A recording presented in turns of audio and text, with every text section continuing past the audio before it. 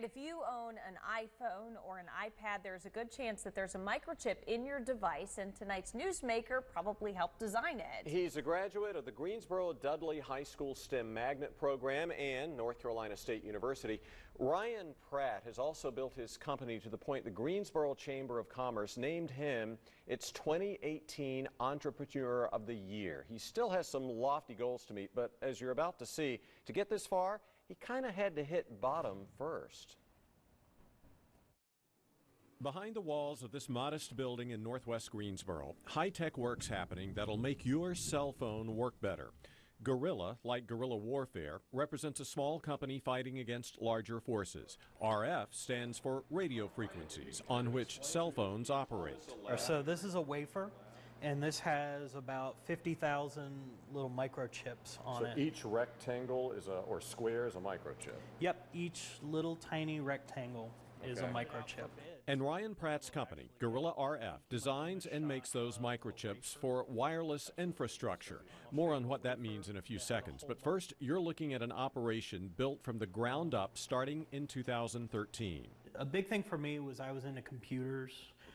I love computers. I had a job in high school doing computer networking support. Pratt's first job out of NC State was at then Greensboro tech behemoth RF Micro Devices, a company his father, Bill Pratt, co-founded. My first job was, again, what we call a circuit designer, and that's where we're actually using software tools to design microchips. At the time, RF Micro was pioneering and manufacturing a power amplifier chip that takes energy from a cell phone's battery, amplifies it, and makes it strong enough to reach a cell phone tower. After 8 years, Pratt moved to an RF Micro competitor, Skyworks Solutions, and helped that company launch a successful design center in Greensboro, only to get laid off after a company leadership change in 2013. It was very tough. I mean, you've built this team, you've built this organization.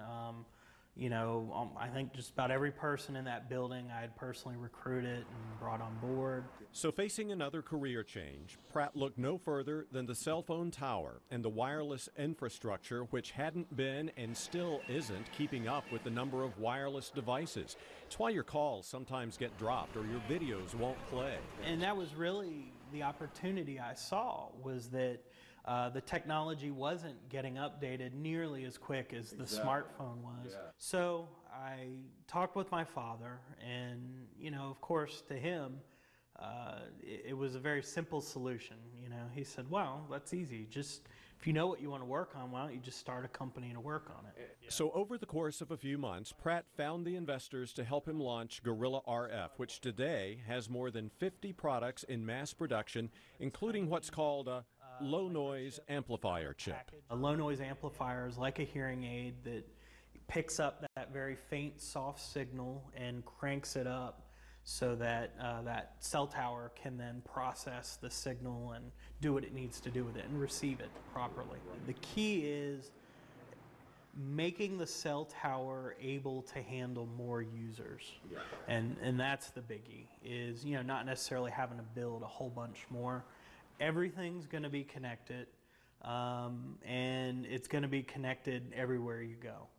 I think, all kinds of devices, cameras, cell phones, fitness accessories, headsets, everything is just going to be connected. And the only time they'll ever get connected at all will be to recharge a battery, and even that probably won't be necessary within the next 5 years. And Pratt wants to have Guerrilla RF at the forefront. I'd like to see us have, around 500 employees, maybe up to 1,000. That's when we grow up to be a big boy.